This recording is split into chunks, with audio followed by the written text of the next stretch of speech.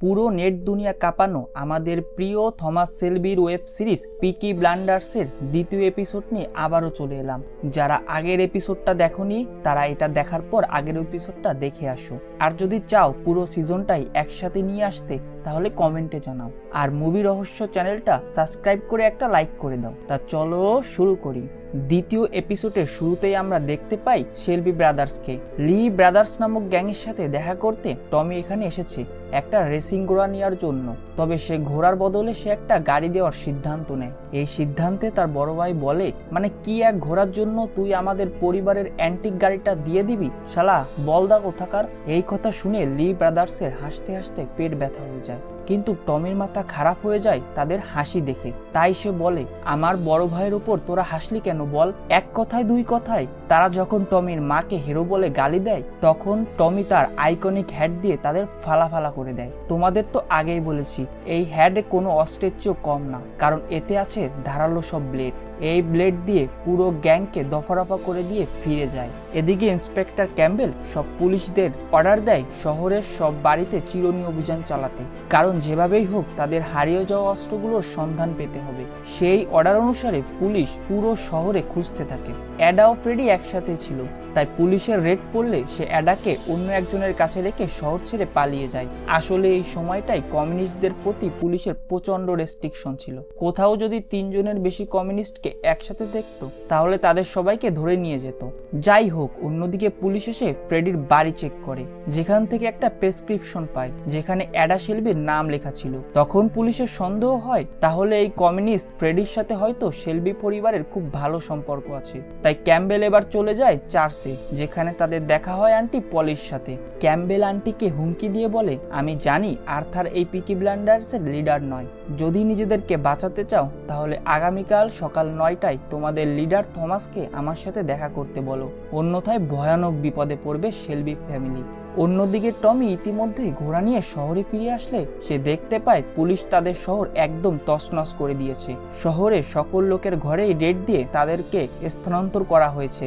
এখন এই জাদ্রেল অফিসার ক্যাম্বেলকে শিক্ষা দিতেই হবে। তাই টমি এবার মারাত্মক ফোন দিয়ে আটে। সে পুরো শহর থেকে ব্রিটেনের রাজার ছবি একত্রিত করে আর সেটাকে সে মাস শহরে রেখে আগুন দিয়ে ধরিয়ে দেয়। এরপর সে এই খবর দেয় একজন সাংবাদিককে, আর তাকে টাকা দিয়ে বলে পুরো নিউজ পেপারে যেন কাল এই নিউজটাই আসে যে যুদ্ধে অংশ নেওয়া যোদ্ধাদেরকে সরকারি লোকেরা রেড দেবার নামে তাদেরকে অপমান অপদস্থ করেছে। তাই প্রতিবাদে আমি রাজার ছবি পুড়িয়ে দিয়েছি। ভাইরে ভাই, টমির এই মারাত্মক চাল একদমই বুলেটের মতো কাজ করে, কারণ পরের দিনই রাতে স্বয়ং প্রাইম মিনিস্টার চার্লসকে কল দিয়ে বসে অফিসার ক্যাম্বেলকে ঝাড়তে থাকে, কারণ রাজা ইতিমধ্যেই এই নিউজ দেখে অনেক লজ্জিত হয়েছে। ফলে নেক্সট টাইম কোনো রেড দিয়ে কাউকে যেন অসুবিধায় না ফেলে। এই কাণ্ড শুনে টমি একদমই থ বনে যায়। সে যেমনটা টমিকে ভেবেছিল তার থেকেও 2 ধাপ এগোয় টমি। এদিকে অ্যাডাকে দেখে আন্টির কেমন যেন সন্দেহ হয়, তাই সে তাকে কিছু পরীক্ষা করে বুঝে ফেলে যে অ্যাডা প্রেগনেন্ট। চোখ বড় বড় করে তাকে বলে এই বাচ্চার বাপ কে, কিন্তু অ্যাডা জানায় তার নাম এখানে নিলে তোমরা তাকে কুচি কুচি করে কেটে ফেলবে। এই কথা শুনে তো আন্টি কিছুই বুঝতে পারে না যে এই কথা সে টমিকে কিভাবে বলবে। অন্যদিকে লির পরিবারের সাথে গ্যাঞ্জাম হওয়ার কারণে তারা একটা বুলেটে টমির নাম লিখে তাকে হুমকি স্বরূপ পাঠিয়ে দেয়। ফলে আরো একটা শত্রু বাড়ে।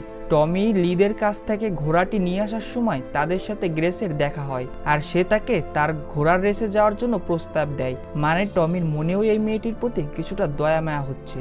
যাই হোক, এর পরের দিন দেখা যায় রেসে প্রচুর পরিমাণ বেড পড়ে তার ঘোড়া মেঘনা বয়ের উপর, আর সেইখানে আন্টি পলি এসে অ্যাডার প্রেগনেন্সির ব্যাপারে জানালে টমির মাথা একদমই খারাপ হয়ে যায়। সে সরাসরি চলে যায় অ্যাডার কাছে আর পুরো সিনেমা হল থেকে সবাইকে বের করে দিয়ে বলে এই বাচ্চার বাপকে। তখন রাগে ও ভয়ে সে জানায় এই বাচ্চার বাপ হলো সে যে তোমার স্কুল ফ্রেন্ড ছিল আর তোমাকে বিশ্বযুদ্ধে বাঁচিয়েছিল।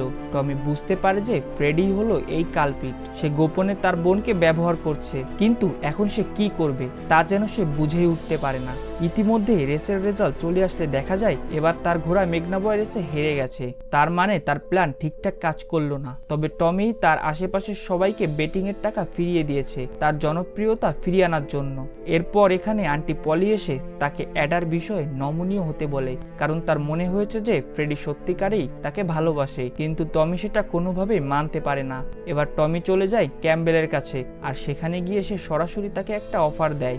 টমি বলে, তুমি চাইছো গান উদ্ধার করতে আর আমি চাই আমার ব্যবসা স্মুথলি চালাতে, তাই তোমার সাথে আমি একটা ডিল করতে চাই। ডিলটা হলো তুমি আমার কোনো কাজে বাধা দেবে না আর আমার লোকেদের হ্যারাস করবে না। মোট কথা হলো আমার ধান্দায় তুমি কোনো রকমের ঝামেলা করবে না, আর এর বিনিময়ে আমি তোমাকে সেই চুরি যাওয়া গানের সন্ধান দেব, কারণ এই গান আমি নিজেই চুরি করেছি।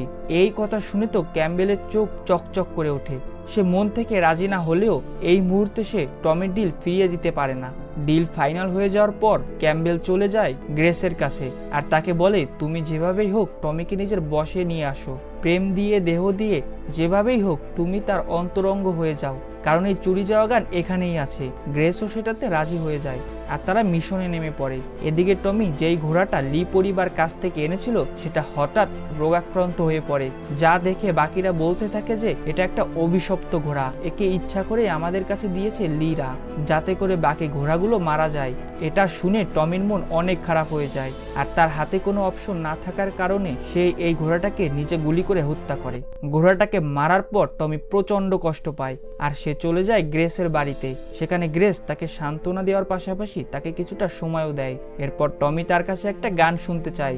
এখন কোন টাইপের সে গান শুনতে চায় সেটা প্রশ্ন করলে টমি জানায় স্যাড গান। তখন গ্রেস বলে, এই স্যাড গান শুনলে তোমার হৃদয় ভেঙে যাবে, কিন্তু টমি বলে হৃদয় অলরেডি ভেঙে গেছে। এই ইমোশনাল সিনটা তোমরা হয়তো অনেকেই রিলস ও শটে দেখে থাকবে। যাই হোক, গ্রেসকে একটা রেসের ইনভাইট দিয়ে সে সেখান থেকে ফিরে আসে। এর পরের দিন যখন আন্টি ও অ্যাডা অ্যাবাসন করাতে যাচ্ছিল, ঠিক তখনই দেখা হয় ফ্রেডির সাথে। ফ্রেডি তাকে ধোকা দিয়ে পালিয়ে না যাওয়ায় অ্যাডা ও আন্টি খুশিই হয় আর ফ্রেডিও তাকে বিয়ে করার প্রস্তাব দেয়। আন্টি বলে, তোমরা এখান থেকে পালিয়ে গিয়ে অন্য কোথাও সংসার পাতো, কিন্তু ফ্রেডি জানায় সে টমিকে ভয় পায় না, তাই সংসার করতে হলে সে এখানেই করবে। এরপর টমি আর তার ভাইদের দেখা যায় একটা বারে কাঠ খেলতে। ঠিক তখনই সেই বারে আগমন হয় এই শহরের সবচেয়ে ক্ষমতাধর গ্যাংস্টার বিলি কিম্বারের। এত বড় গ্যাংস্টার এখানে আসার মানে হলো বড্ড ঝামেলা হতে চলেছে। বিলি এখানে এসেই বলে, শেলবি নামের কে এখানে আসিস, বের হয়ে আয়। তখন শেলবির 3 ভাই একসাথে বেরিয়ে আসে। বিলি জানায়, আমাকে না জানিয়ে তোরা জুয়া ফিক্সিং করে খুব অন্যায় করছিস, তোদেরকে আমি রাস্তায় ফেলে মারবো।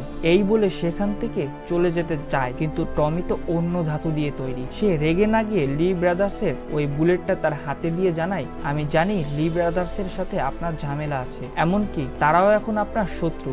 আপনার মাসেল পাওয়ার আছে আর আমার বুদ্ধি, আমরা যদি একসাথে লিদের বিরুদ্ধে লড়ি তাহলে কেউ আমাদের সামনে দাঁড়াতে পারবে না। এটা শুনে বিলি বেশ ইমপ্রেস হয় আর থিঙ্ক করে এটা বেশ ভালো অফার।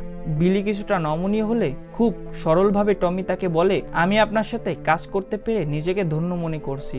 তখন বিলি বলে ওঠে, কেউ আমার সাথে কাজ করে না, আমার হয়ে কাজ করে। এই বলে সে একটা কয়েন মাটিতে ফেলে দেয় আর তখন সেটা টমিকে উঠাতে বলে। মোট কথা হলো সে সবার সামনে টমিকে নিজের অধীনস্থ বানাতে চাইছে। এটা দেখে তো সব ভাইরা গ্যাঞ্জামের জন্য রেডি হয়ে যায়, কিন্তু টমি তাদেরকে ধমক দিয়ে চুপ করিয়ে দেয় আর সে নিজের হাতেই কয়েনটা তুলে নেয়। ভাইরে ভাই, জাস্ট চিন্তা করো এই মালটার ব্রেন কতটা শার্প আর কুল, যে কোনো পরিস্থিতিকে কিভাবে কন্ট্রোল করতে হয় তা খুব ভালো করেই জানে সে। এই অপমানের প্রতিশোধ টমি সত্যিই নিয়ে ছাড়বে, আর সেটা কিভাবে করবে এটা জানতে চাইলে তোমাদের অপেক্ষা করতে হবে নেক্সট এপিসোডের জন্য। আর ভালো লাগলে সাবস্ক্রাইব করো।